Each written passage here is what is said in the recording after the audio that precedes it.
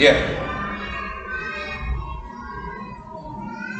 kita berbicara tentang penghindaran pengenaan ekonomi biaya tinggi. Itu berarti kita berbicara tentang efisiensi. Ya, efisiensi itu adalah upaya menghemat penggunaan sumber daya yang ada. Salah satunya adalah hemat dengan anggaran. Kalau biaya produksinya terjadi peningkatan atau tinggi biaya produksinya, pasti berdampak pada biaya penjualan. Pasti.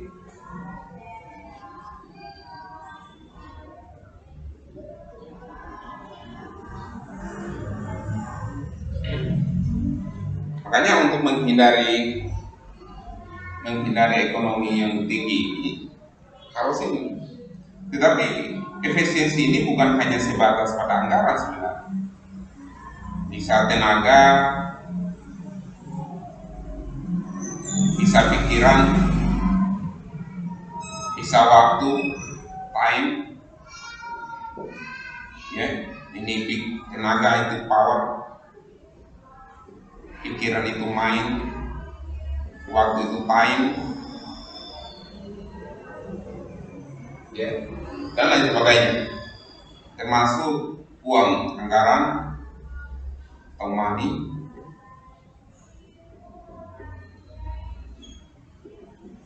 ya, dan lain sebagainya. Ini yang harus dihemat. Semakin banyak kita mengeluarkan tenaga, ini berpengaruh juga pada biaya penjualan. Begitu juga dengan pikiran, ya. Begitu juga dengan waktu, semakin banyak boros akan berpengaruh juga pada biaya penjualan produk. Ya, begitu juga kalau kita masuk ke biaya ternak misalnya, sarana produksinya, budidayanya, pasca panennya, pemasaran dan distribusi produk hewan itu sendiri. Bisa itu telurnya, bisa itu adalah dagingnya, bisa kulitnya, dan lain sebagainya. Di pasal 17, dalam melakukan penghindaran pengenaan ekonomi biaya tinggi sebagaimana dimaksud pada pasal 16, menteri atau pimpinan lembaga pemerintah non kementerian terkait dengan gubernur atau bupati wali kota wajib memberikan kemudahan yang terkait dengan pertama kebijakan. Jadi pemerintah, di sini saya tulis pemerintah wajib memberikan kemudahan. Ya. Pertanyaan, kemudahan dalam hal apa? Nah, di pasal 17 dikatakan kemudahan dalam hal kebijakan. Nah, sekarang apa itu kebijakan? Ya, oke, undang. Apalagi?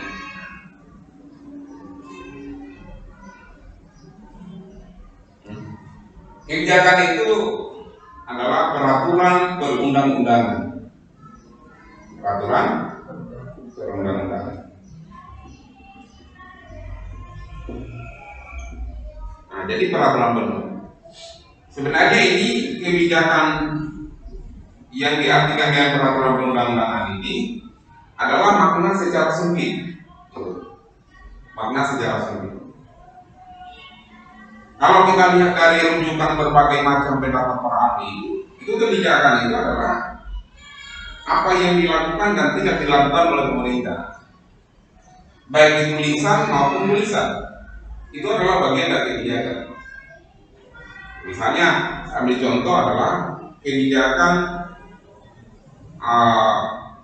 penghentian bantuan subsidi. Itu adalah kebijakan. Ya, peraturan menteri tentang penghentian bantuan subsidi kepada para peternak misalnya. Itu adalah kebijakan. Terlepas bahwa kebijakan itu kontroversi atau tidak, itu adalah kebijakan. bahwa setiap kebijakan pasti akan menimbulkan pro dan kontra. Oleh para ahli kebijakan mengatakan bahwa tidak ada kebijakan yang sempurna, pasti ada sisi celah kelemahan dalam kebijakan tersebut. Kalau tidak ada yang kurang, tidak mungkin dilakukan revisi. Dilakukan revisi kebijakan karena ada kekurangan dalam hal konten, dalam hal penerapan, dalam implementasi di lapangan.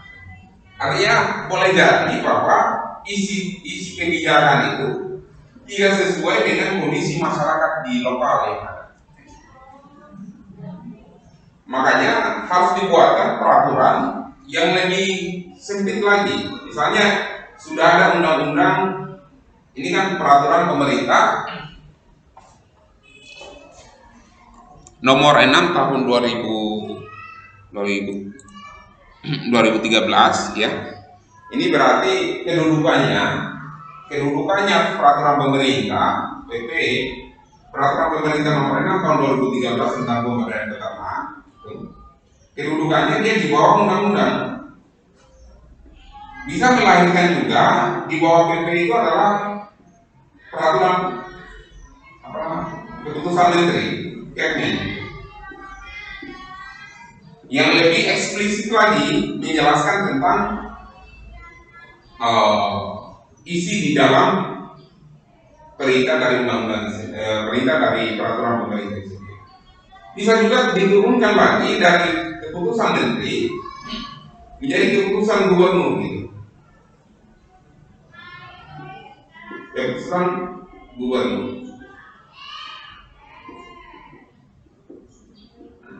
Bisa juga diturunkan lagi yang lebih eksplisit lagi, yang lebih rinci lagi. Bisa itu adalah keputusan bupati wali kota, bupati atau wali kota. Bisa juga diturunkan lebih rinci lagi, yaitu bisa dibuatkan peraturan bupati wali kota yang selevel peraturan bupati wali kota itu adalah perda, peraturan daerah yang mengatur tentang para peternak, ya, pemberdayaan para peternak. Tetapi kalau kita lihat dari level ini, apakah yang mana yang lebih tinggi? Apakah keputusan wali kota, bupati, atau peraturan daerah? Nah, sebenarnya lebih bagusnya adalah peraturan daerah, karena peraturan daerah ini dibuat oleh legislatif dengan pertimbangan dari eksekutif. Bahkan stakeholder lainnya, stakeholder itu artinya orang-orang yang berkepentingan, bisa itu swasta, bisa itu peternak, ya, pelaku usaha, bisa itu peternak, bisa itu adalah para konsumen yang membeli, ya, peternak, bisa pelaku usaha, ya, karena peternak belum tentu dia menjadi pelaku usaha. Nah, bisa juga diturunkan menjadi peraturan desa kalau ada di desa. Nah, jadi inilah yang harus, salah satunya kemudahan yang dilakukan oleh pemerintah, dibuatkan peraturan di mana peraturan itu dibuat untuk semata-mata untuk mempermudah para peternak. Jadi kalau misalnya peraturan yang ada ini semakin dirasakan sulit oleh para peternak, maka harusnya dilakukan revisi agar para peternak itu mendapatkan dampak kemudahan yang harus. Ya, bukankah aturan itu, aturan apapun namanya, dibuat untuk mengatur masyarakat, untuk kepentingan masyarakat pula. Jadi ujung dari aturan itu adalah pada kepentingan masyarakat itu sendiri.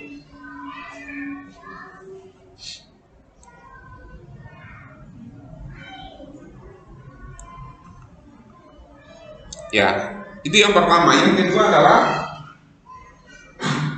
yang pertama kebijakan, yang kedua adalah tentang perdagangan. Nah, ya. Oke. Misalnya ia kebijakan perdagangan. Nah, ini pertama, ini kedua. Misalnya ia ini seorang peternak nih, ya? Peternak. Kemudian ia ingin memasarkan hasil ternaknya. Ya, hadirnya pemerintah di sini adalah menjadi fasilitator bagi para peternak. Memfasilitasi. Ini kalau katakanlah para peternak itu susah dalam akses pemasaran produknya, ya hasil ternaknya, maka pemerintah membuka akses, mencarikan jalan atau mencarikan tempat yang disebut dengan pasar, pemasaran. Kegiatannya adalah pemasaran, ya. Jadi pemerintah bisa membantu para peternak untuk melakukan perdagangan. Itu banyak. Ada salah seorang gubernur, kalau saya tidak salah mantan gubernur ya, NTB, Pak Zainul Majdi.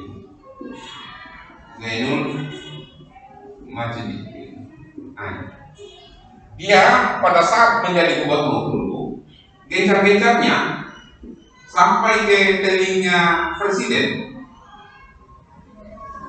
Dia presentasi di hadapan presiden. Dia katakan begini, Pak Presiden, di negara kita sebenarnya dalam hal kebutuhan ternak, ya kebutuhan daging, kebutuhan telur dan sebagainya yang berhubungan dengan peternakan ataupun pertanian, kita bisa melakukan swasembada. Kita bisa lebih mandiri tanpa ketergantungan pada produk-produk dari asing. Masalahnya, kita lebih tertarik pada kegiatan impor gitu. Impor daging sapi, impor telur, impor beras, impor macam-macam diimpor. Nah, ini menjadi pertanyaan, kenapa banyak diimpor gitu. Sementara di Indonesia ini dalam hal lahan, luas sekali lahannya, ternaknya juga tergantung lahan yang disediakan. Keterampilan para peternak juga mumpuni juga. Bibitnya, kemudian vitaminnya dan lain sebagainya, makanan ternak ini semuanya sudah tersedia. Tinggal bagaimana perhatian dari pemerintah konsen dalam memberdayakan petani lokal atau peternak lokal. Maka pada waktu itu di akhir kalimatnya dia katakan bahwa kami siap menstok kebutuhan negara adalah daging sapi tanpa mengimpor ke Australia. Karena selama ini kita impor salah satunya di negara Australia tentang kebutuhan daging. Sementara di Indonesia luar biasa, lebih besar wilayah Indonesia dalam hal daratan lebih besar daripada Australia. Bedanya di Australia itu mereka sudah menggunakan teknologi tingkat tinggi. Ternaknya itu para peternaknya sudah disediakan dengan mesin-mesin ternak yang cukup canggih. Sedangkan di lokal di Indonesia, di tanah air kita masih menggunakan cara-cara yang tradisional, cara-cara yang konvensional. Sedangkan di negara-negara maju itu mereka sudah menggunakan IT, sudah menggunakan mesin yang canggih dan sebagainya. Nah ini makanya perlunya intervensi pemerintah dalam hal membantu para peternak untuk memudahkan mereka dalam hal memproduksi maupun memasarkan hasil produksinya. Pertanyaannya, apakah selama ini pemerintah sudah pro dengan para peternak, sudah pro dengan para petani? Itu pertanyaan misalnya kan? Kalau belum pro berarti apa yang terjadi? Kenapa sampai begitu? Why? Apakah masalah anggaran? Tidak mungkin masalah anggaran. itu menurut saya adalah masalah pada keinginan, atau dalam bahasa lainnya namanya political will.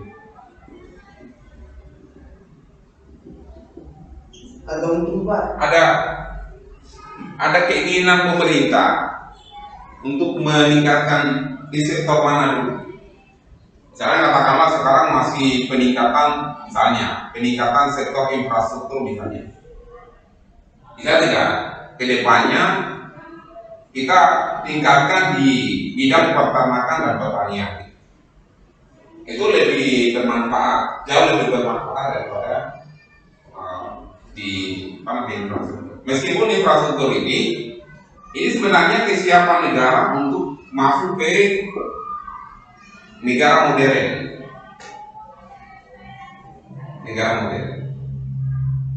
Masalahnya, bagaimana kita mau masuk ke negara modern sementara kita lagi bermasalah dengan tingkat pendidikan masyarakat. Kita bermasalah dengan tingkat pemahaman masyarakat dalam hal peningkatan produksi dan lain sebagainya. Bagaimana kita mau masuk di negara modern dengan membangun segala macam infrastruktur? Bukankah teknologi yang ada di Indonesia ini sangat tergantung dengan manusianya? Secanggih apapun teknologi yang diberikan, kalau manusianya tidak paham penggunaan teknologi, tidak paham bagaimana memproduksi teknologi, tidak ada gunanya teknologi. Teknologi itu adalah benda mati yang bisa berfungsi apabila manusia bisa memfungsikannya. Dan teknologi itu akan terasa canggih jikalau pikiran manusia levelnya dicanggihi, dinaikkan levelnya. Tetapi kalau pikiran manusianya masih banyak yang terbelakang, tingkat pendidikannya masih banyak yang hancur-hancuran, masih banyak pendidikan yang tidak bermutu, bagaimana kita mau masuk ke negara modern, di era modern? Tentu itu akan menjadi paradoks.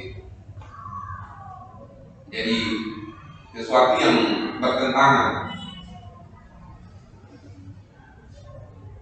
Oleh karena itu, kebijakan pemerintah dalam hal mempermudah para peternak itu adalah, selain kebijakan, adalah bagaimana membuka akses pasar sehingga para peternak itu bisa lebih banyak melakukan produksi, lebih mendapatkan stimulan, lebih mendapatkan motivasi untuk melakukan produksi, karena kebutuhan bukan hanya kebutuhan dalam negeri, kita harus bisa mengekspor pada kebutuhan luar negeri. Memang kalau kita lihat, kita tidak hanya sekedar melihat pada sisi impornya, kita juga sebenarnya sudah banyak melakukan ekspor ke luar negeri.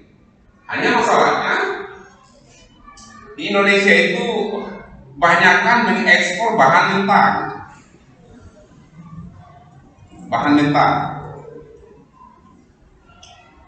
Ini masalahnya. Kita mengekspor karet dengan bahan mentahnya, ekspor batu bara dengan mentahnya, ekspor nikel dengan mentahnya, ekspor bensin, ekspor emas dengan mentahnya dan sebagainya. Ya katakanlah kita ambil contoh ekspor karet misalnya dengan mentahnya. Ke luar negeri karet ini dijadikan bahan yang harganya bisa 4 kali lipat daripada harga bahan mentahnya. Artinya luar negeri jauh mendapatkan keuntungan daripada kita yang ada di dalam negeri yang hanya mengekspor barang-barang mentah saja. Makanya harus ada upaya mengkonversikan dari bahan mentah menjadi barang setengah jadi. Kalau bisa barang jadi, BC barang jadi.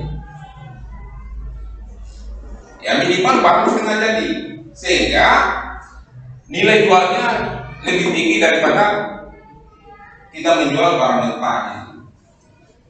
Itu masalahnya kita kan. Ya sama juga dengan peternakan. Yang ketiga adalah kemudahan dalam penyediaan sarana dan prasarana. Sebenarnya untuk perdagangan ini harusnya dia di terakhir, gitu.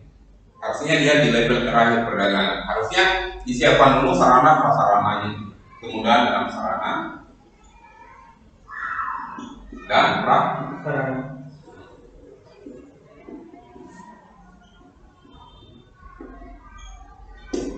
Nah ini kalau kita lihat, saya pernah ke Kabupaten Bogor, ya, melihat kondisi bagaimana para peternak, para petani yang ada di sana.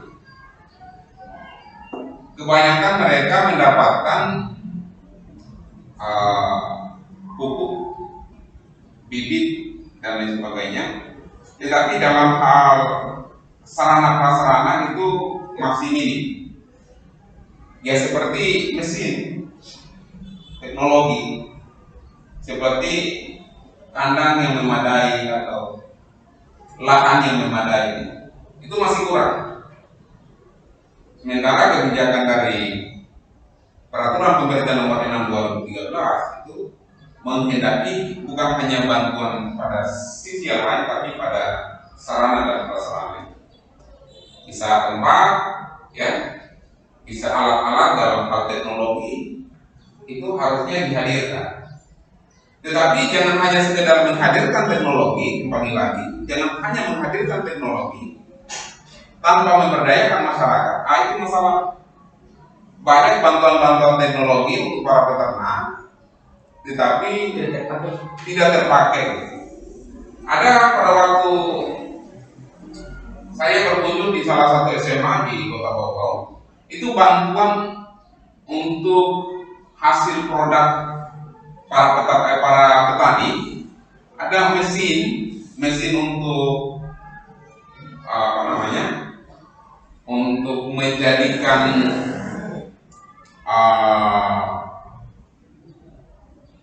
jualan untuk dijual, misalnya dari ubi misalnya. Ubi ini menghasilkan keripik untuk dijual, itu ada alatnya. Di salah satu SMA bahkan ada alat inkubasi, ada alat macam-macam, cukup canggih lah. Ternyata setelah kita melakukan survei, sebagian besar alat-alat yang sudah diberikan kepada sekolah itu tidak terpakai. Mereka tidak tahu bagaimana cara menggunakannya, bagaimana cara memelihara alat-alat tersebut. Kalau rusak, bagaimana cara memeliharanya, cara memperbaikinya. Masalahnya di situ. Oleh karena itu memang teknologi dihadirkan, tetapi pelatihan, pendidikan kepada para peternak itu juga harus dilakukan juga. Ya kalau prasarana ini artinya benda yang tidak bergerak, ya katakanlah benda yang tidak bergerak itu bisa gedung, bisa tanah, bisa kandang, ya. Benda yang sedangkan sarananya itu bisa apa? Yang bisa bergerak misalnya, bisa kendaraan atau ya, bisa apalagi mesin apa ya, ya kurang lebih seperti itu.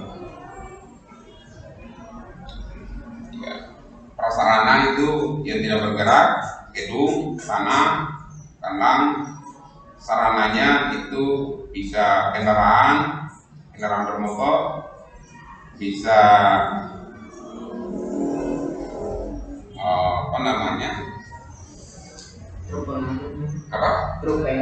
truk ya, truk pengangkutan semacam yang bisa bergerak, ya. Kurang lebih seperti itu. Kemudian selanjutnya dalam hal memberikan kemudahan sebagaimana dimaksud pada ayat 1, Menteri Pimpinan Lembaga Pemerintah non kementerian terkait dengan gubernur, bupati, wali kota sesuai dengan kewenangannya menyediakan fasilitas Jadi seperti yang saya katakan tadi, fasilitas itu disediakan untuk budidaya ternak yang baik. Jadi fasilitasnya atau teknologinya untuk budidaya ternak yang baik. Yang pertama, yang kedua adalah untuk kegiatan panen dan pasca panen hasil ternak melalui penyediaan rumah potong hewan. Nah, rumah potong hewan, ya, bisa kandangnya, bisa rumah potong hewan.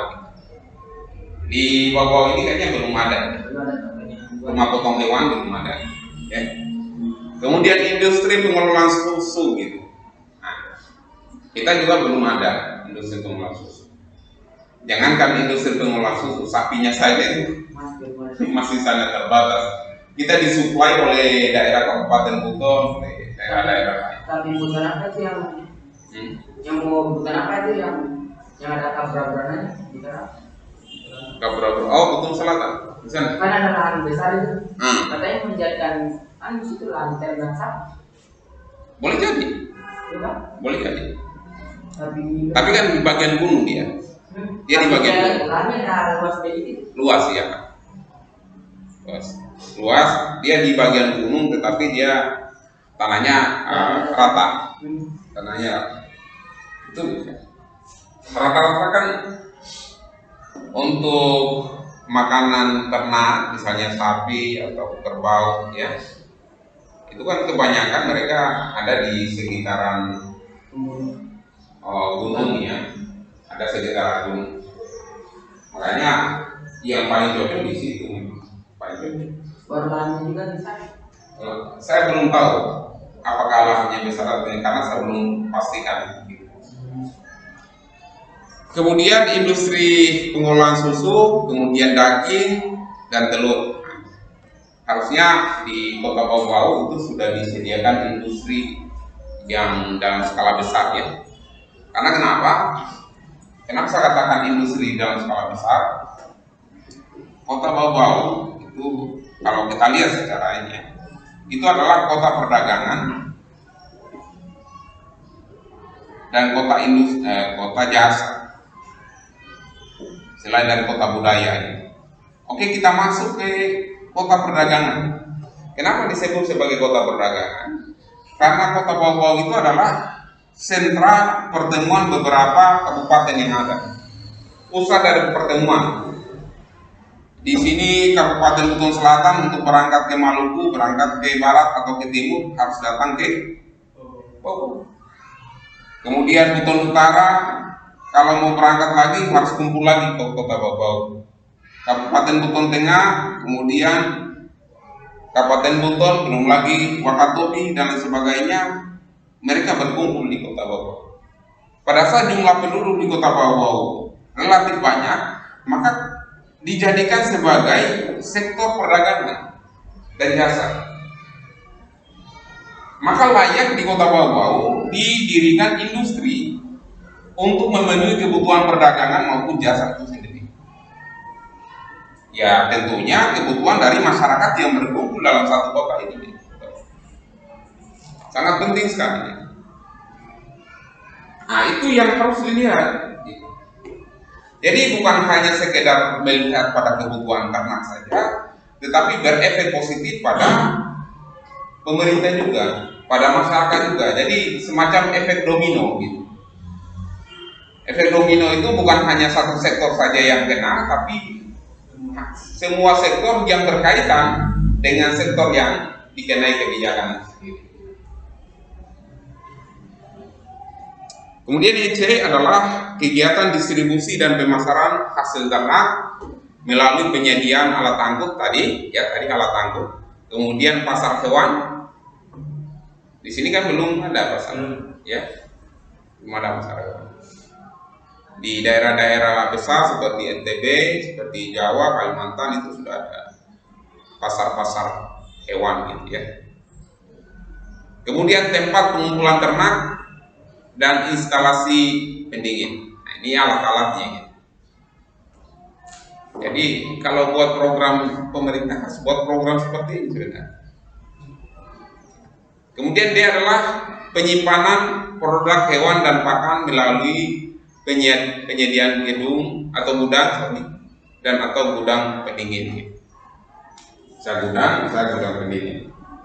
Karena ada gudang yang tidak diperlukan untuk pendingin, ada gudang yang memang harus didinginkan agar tetap awet dagingnya atau telurnya atau apa.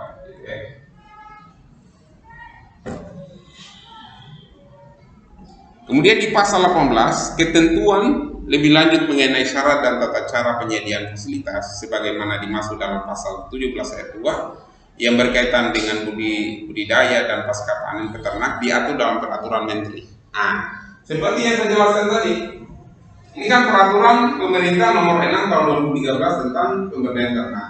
Turunannya adalah peraturan menteri atau keputusan menteri. Bisa turunannya juga adalah keputusan gubernur atau peraturan gubernur. Bisa juga turunannya pada level bupati wali kota, bisa turunannya juga pada desa. Jadi bisa diturunkan. Artinya pada saat diturunkan aturan pada saat diturunkan ke level paling bawah itu semakin operasional, semakin rinci dia. Semakin menjelaskan lebih detail lagi yang dimaksudkan dalam kebijakan itu.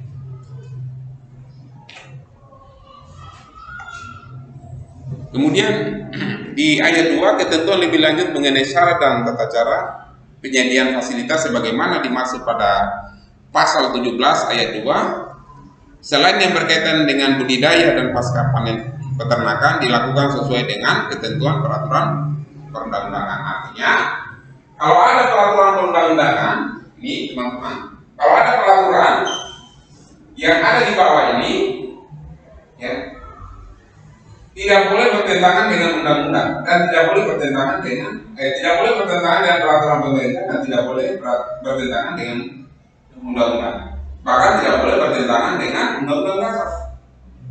Apabila ada aturan yang di bawah yang bertentangan dengan undang-undang dasar, maka itu bisa dibatalkan.